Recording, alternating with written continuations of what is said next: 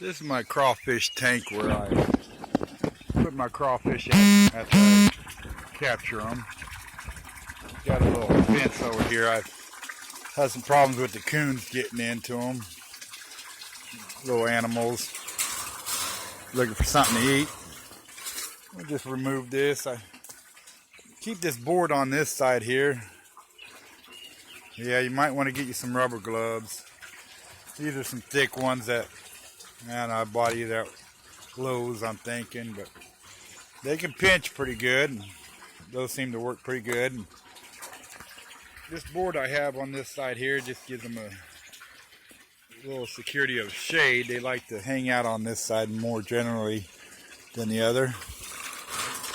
Just remove it here for a second.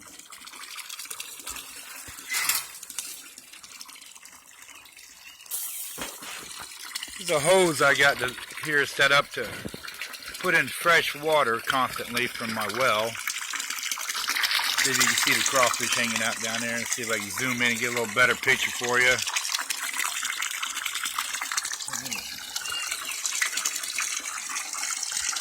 Sun's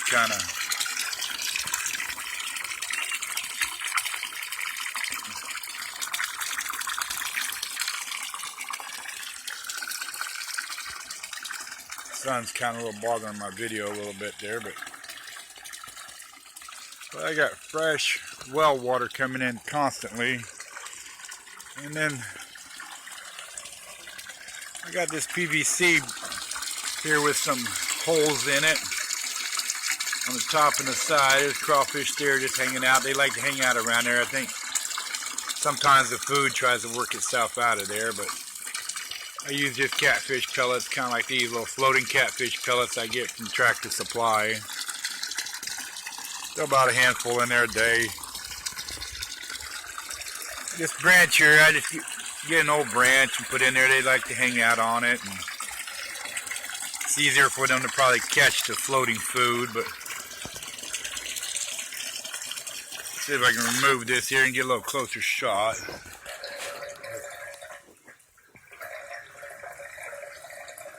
They're all hanging out on this one side because of the shade from the board.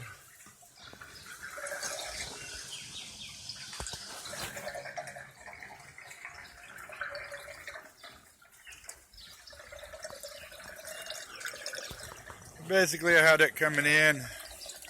The old water just kind of pushes out this valve here. I can shut it off or keep it on, and it just comes over here to drain. Get my hands down in there, but I got some poison ivy there I got to spray for. And it just runs out that holes the old water does right back into my pond.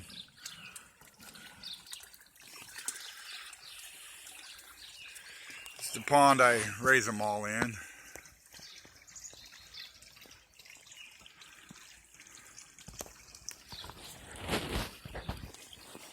I'll grab this little net here. Let me remove this branch here and see if sometimes you gotta want to shake it off because they'll be hanging underneath of it, hiding out from you. I'll grab this net here and see if I can catch a bunch of them.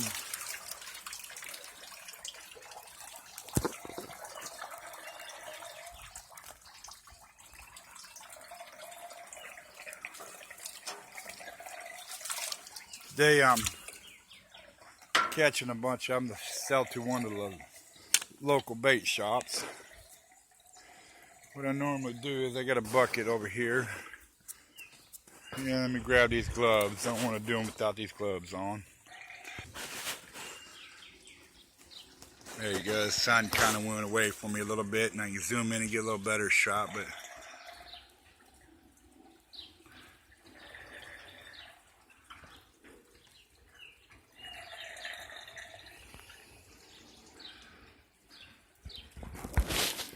this horse trough tank I bought from Tractor Supply there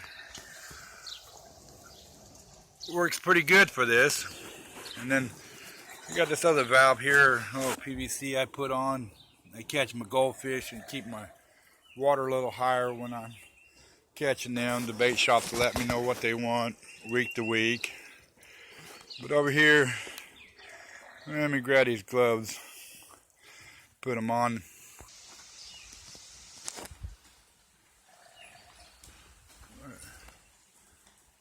Come around here and show you one of the empty out a trap with you.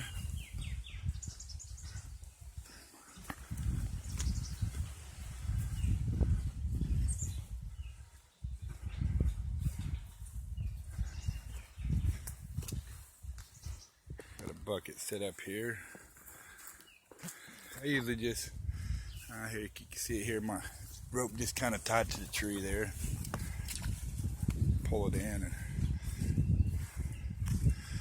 see if I can do this one hand, hold the camera in the other.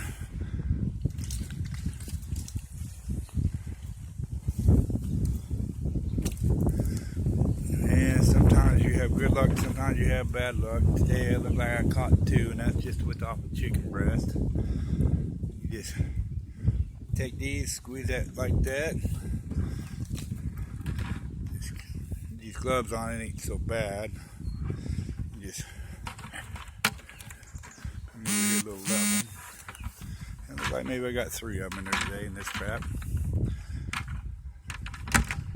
Sometimes, yeah, that's a piece of chicken breast. Get down there and see if I can get this guy out. There he is. He wanting to run around in there. I'm gonna get a little ornery, so kick him out on the ground there. And just put the bait back in.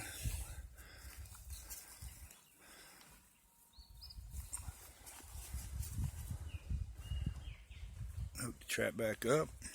These are simple, easy traps to work. If you got 2 hands. You see them holding this in here. I had a rig up with a zip tie. Find the hook there.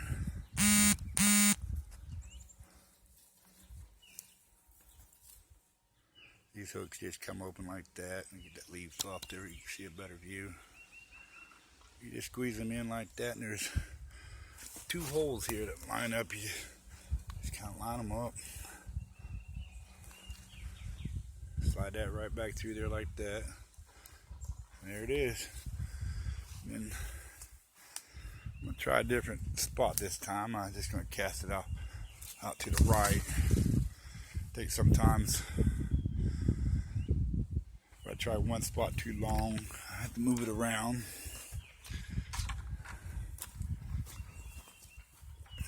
Maybe this other trap over here got set up. Have a few more in it.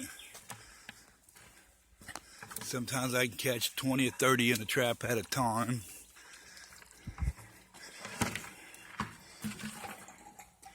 We'll throw these 2 out here. Sometimes you keep them in there too long. 2 or 3 days if I'm out of town, they might die. These all seem pretty healthy. Here's how you tell female and male here on the back. This is a male. And that guy's wanting to run away on me.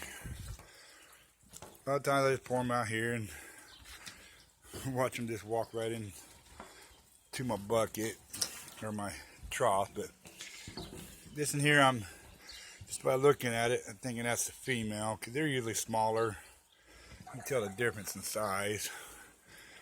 Get this guy, see if I can spring him out. Let me throw her in before she gets carried away. But he's pretty good size. He said he got tail underneath. There he is. That's probably one of my fingers.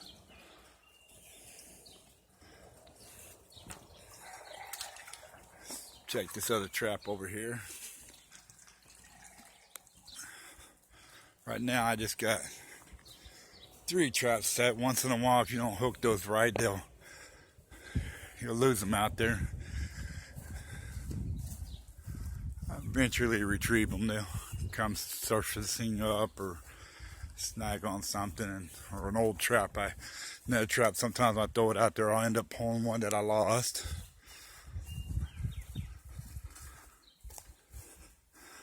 Let's see, that's right. I moved this one over there. I tried to lower this a little. Got more trees and grass on this side, so that's what they like to eat. Hang out, burrow. Let's see, we just pull this trap on up and see how many we got in it. This one here look like got a few more. I usually just set it on my bucket like that, and then again I just reach down. This one looks like it might got how many got in there? 1, 2, 3, 4, 5, 6, 7, 8, 9, 10, 11, 12, 13, 14 of them in this trap. Just dump them out like that. Take the other trap, kind of dump them in my bucket.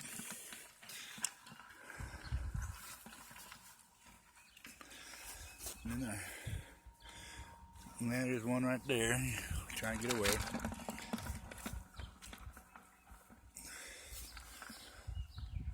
And again, these traps I like them. They're simple, easy. You just put these two, interlock them, bring it over, and then you just take this little hook again, just squeeze it like that, line these two holes up, a little hook slides through there, just like that. Like I said, sometimes I get carried away and I don't make sure that these things will bend on you at the time after using them so many times. And then just get my old rope. I'm going to try that same spot again. Cast it out in the water. Got most of these ropes tied to a little limb. But here I'm walking around in there.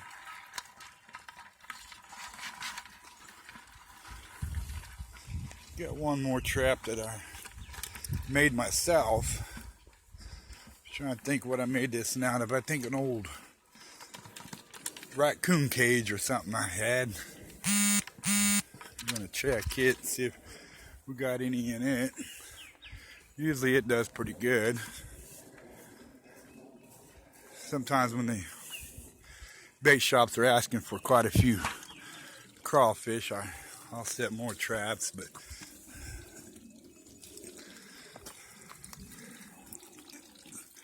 got my rope there. Here I just got lashed to a tree. That way I can move them around.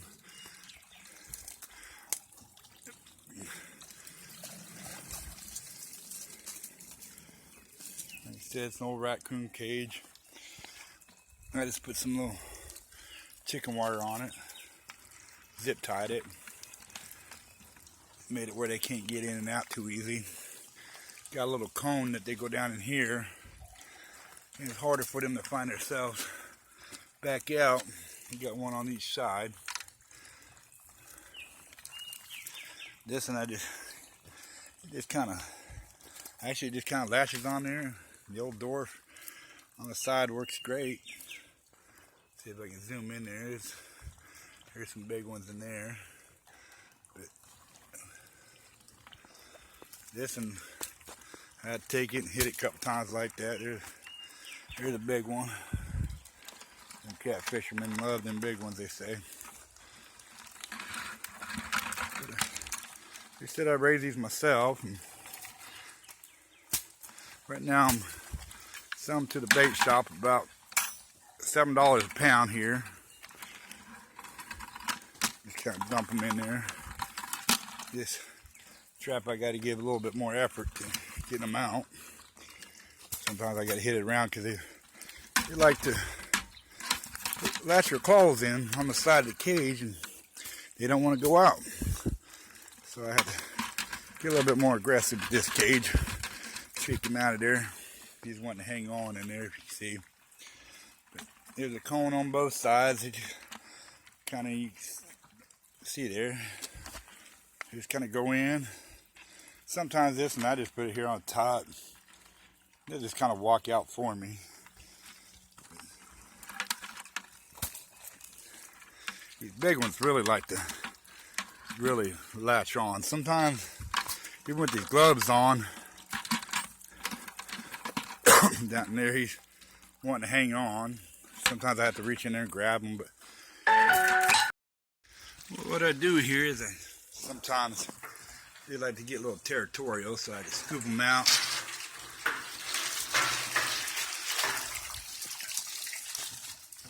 Show you how good we get them here. See if I can catch that one before he gets too far. I scoop them out like that. I throw them on this board. And then see them all grabbing. They're all reaching up wanting to grab, getting a little aggressive. They can mean some mean suckers here, but I just take them. Sometimes if I got some dead ones, I just throw them off back into the pond. The fishermen are waiting right now for this order, so I have to kind of speed it up a little bit.